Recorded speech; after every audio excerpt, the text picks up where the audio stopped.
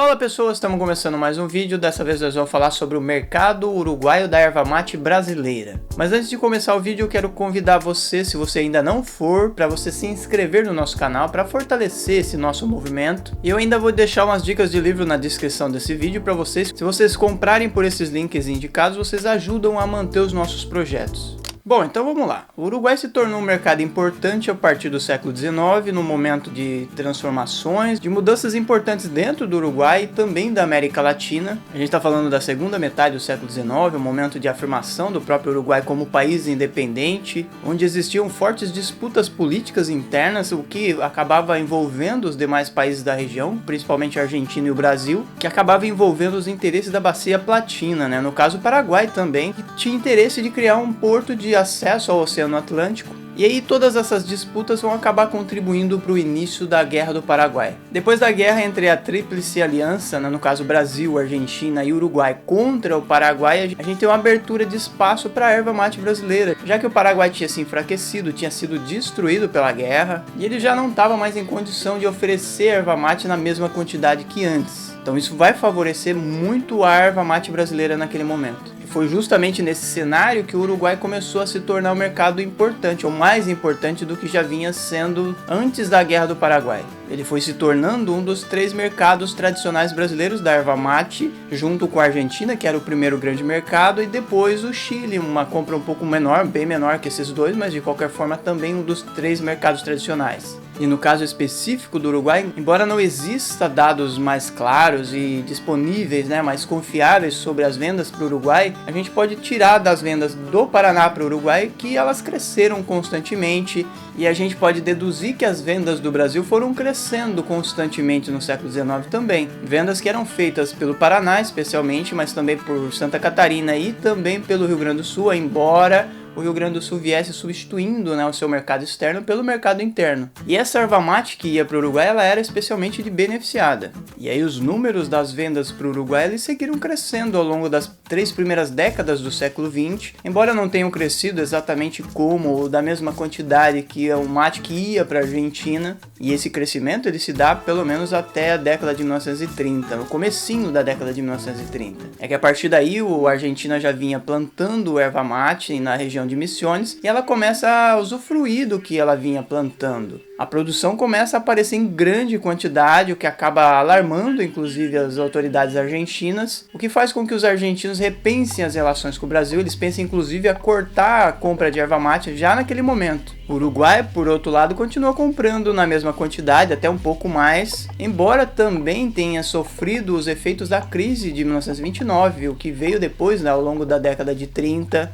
da mesma forma que foi afetado o mercado chileno naquele momento. E aí, para ficar claro, para a gente entender, a gente tem que lembrar que a década de 30, quando o Instituto Nacional do Mate foi criado, em 1938 exatamente, a economia ervateira vivia um momento muito grave, uma crise muito intensa de mercado, de preços, de superprodução. O Instituto Nacional do Mate, o INM, procurou soluções para isso. Ele procurou controlar a produção, ele procurou controlar os mercados, ele procurou controlar preços. Ele fazia o que podia com os recursos que tinha e procurou inclusive fazer propaganda, embora os recursos disponíveis não fossem tão grandes assim. E aí, apesar das dificuldades, a década de 40 de maneira geral para a economia ervateira foi uma década de alguma estabilidade, de alguma recuperação. A década de 50 vai ser mais favorável, vai ser considerada uma década boa para a economia ervateira, e foi nesse cenário que o Uruguai passou a se tornar o primeiro mercado brasileiro da erva mate. Na década de 40, o Uruguai já passou a Argentina como principal mercado, embora naquele momento fosse uma ultrapassagem relativa em termos percentuais, mas não em termos de volume. Em termos de volume, a média da década de 1940 foi de 22.600 toneladas, mas na década seguinte, a década de 50, houve sim uma melhora importante. Seria considerada uma década mais favorável, tanto para a economia ervateira de maneira geral, quanto para o mercado uruguaio. No início dessa década de 50, o Uruguai já era o maior consumidor per capita do mundo. O consumo per capita era de 12 quilos. A média em volume seria de mais de 25 mil toneladas e a média em termos de valores seria de mais de 6 milhões de dólares. 6,7 milhões de dólares para ser mais exato. Mas se em termos de volume houve uma melhora, em termos de valor também houve uma melhora, o mercado uruguaio passou a representar um desafio aos dirigentes do Instituto. é que nesse país cresceu uma indústria nacional de erva mate, baseada na matéria-prima que vinha de fora, portanto uma indústria artificial. Eles não tinham ervais nativos, não tinham ervais plantados, mas mesmo assim eles incentivaram uma indústria nacional da erva mate. E nesse contexto eles passaram cada vez mais a comprar erva mate cancheada do Brasil, o que acabava alarmando os industriais tradicionais brasileiros. A questão das cotas de cancheada, as cotas de beneficiada, ela passou a ser uma preocupação muito importante dos dirigentes do Instituto. Ela tomou conta de várias reuniões do Instituto, houve debate, houve decisões em torno dessa questão. Até 1943 o mate cancheado representava 13% das importações uruguaias, mas diante da pressão esse número foi crescendo. Em 1950 ele já era mais de 20% e em 1959 o mate cancheado representaria 42,5%. Houve uma forte resistência dos industriais brasileiros, mas eles não podiam fazer nada diante da pressão dos uruguaios. Mas por outro lado, se as vendas de cancheada eram preocupação para os industriais, para outras pessoas ela não era uma ameaça, não representava uma ameaça. É assim, por exemplo, que viu o ervateiro, o historiador, o jornalista Samuel Guimarães da Costa. Para ele, vender cancheada era uma forma de manter as vendas brasileiras, pelo menos até que fosse favorável para o beneficiado, para que ganhasse mais espaço, para que não dependesse tanto dos mercados tradicionais. Era uma forma de sobrevivência da erva mate brasileira.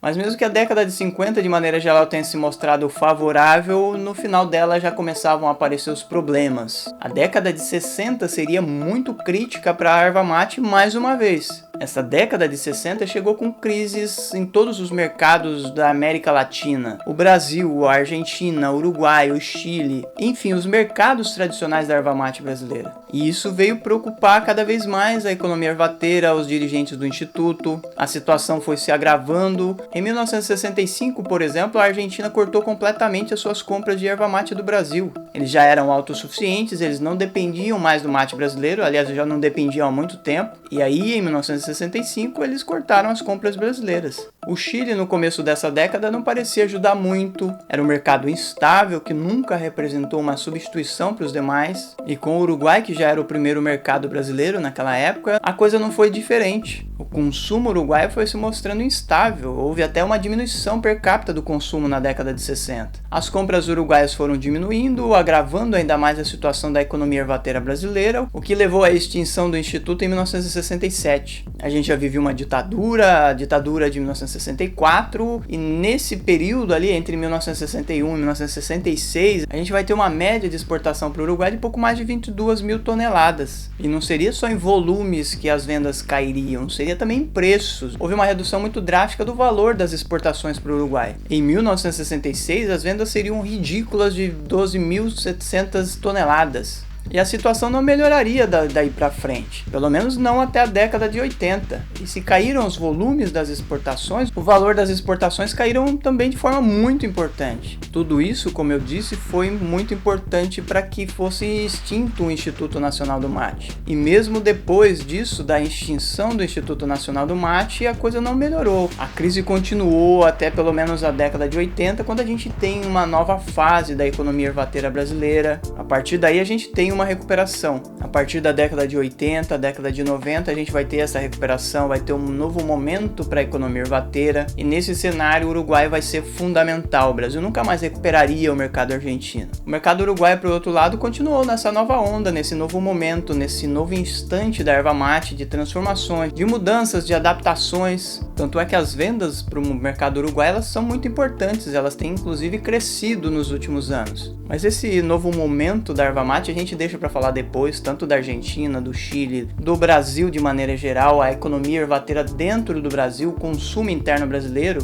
tudo que envolve o momento mais recente a gente fala em um outro vídeo, um outro momento. Eu espero que vocês tenham gostado desse. Se vocês gostaram, mandem para os amigos de vocês. Não deixem de comentar também o que vocês acham, o que vocês sabem a respeito, acrescentar alguma informação que de repente não está nesse vídeo, ou fazer uma possível correção também, serão sempre bem-vindas para a gente debater e aprender cada vez mais sobre a erva mate. Beleza? Um abraço para vocês, até o próximo vídeo. Tchau, tchau.